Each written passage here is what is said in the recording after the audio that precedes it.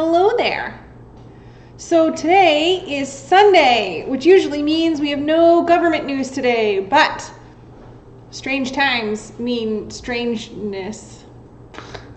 So the government sat yesterday, I think that's what it's called. They were sitting, I watched them, and they talked about the new legislation for the 75% wage subsidy, and then they decided, hey, this is a good idea, and they all agreed, and then they passed it. So that's pretty good. This morning / this afternoon, I went through the bill that they passed. It's a bit dense. I don't recommend it. But it had some good stuff in it in terms of giving us some clarity as to what the subsidy was actually going to be and how to know if you qualify and just all the things that you would expect legislation to give you details about. It did that. I'm sure there's going to be tons of ambiguity for the people that deal in,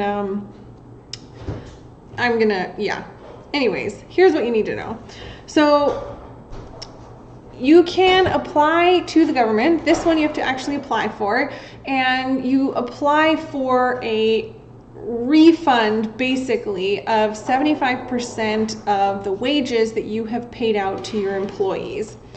And how that works in a sense is that you obviously pay your employees first and then you get 75% back. But the tricky bit here is that it can only be like the qualifying amount that you've paid. So how you know how you know how much is qualifying is the average weekly amount that you paid this employee from January 1st, 2020 to March 15th, 2020.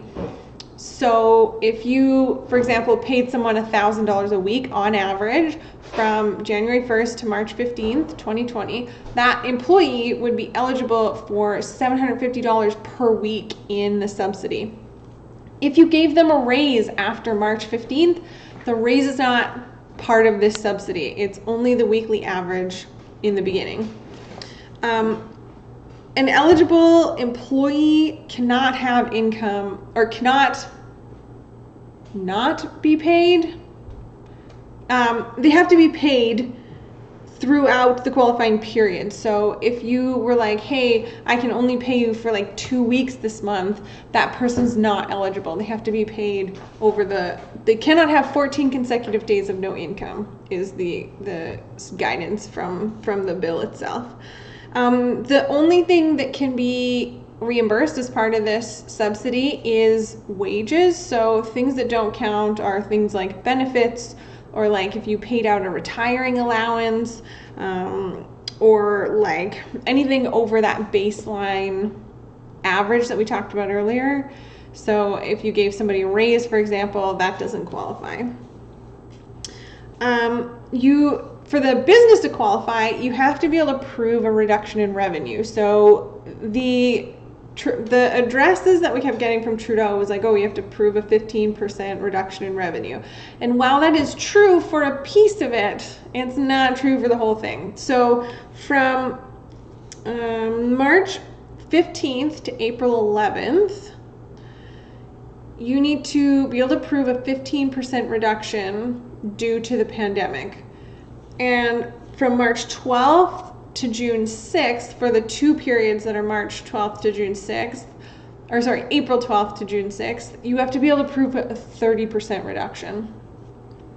And how do you prove that? Well, if your company existed on March 1st, 2019, so you've been in business since March 1st, 2019, then you need to use a year-over-year comparison. So you can compare March 2019 to March 2020. And if there's a 15% reduction in March 2020, then you qualify. Then for April, if we're looking at April, it's April 2019 versus April 2020, May 2019 versus May 2020. And for April and May, it needs to be a 30% reduction. So that I thought was interesting. If your company did not exist on March 1st, 2019, so you don't have a comparison from the prior year, then you can use January and February of 2020 to compare and to show that you have a decrease in revenues for that first period 15%, and then the subsequent periods 30%. The subsidy is for up to $847 per week per employee, which basically means any wages over $1,130 a week for a single employee are not covered. So only up to $847 per week. And those are the big things. Some of those I know that we already knew. Some of them are brand new details. I wrote a note here about if you get overpaid because of an error or something like, or an omission or whatever, then the penalty is 25% of what you were overpaid. So you'd have to return what you were overpaid and then pay an additional 25% of that. So that doesn't sound fun. Don't do that. Yeah, I think that, to me, the big things here, the big takeaways were the how to qualify your company, like how to know or how to prove the revenue decrease, and that in the first period it's 15%, but in the next two periods it's 30%. You have to apply for this before October 2020 in order to be able to get the 75% of wages back.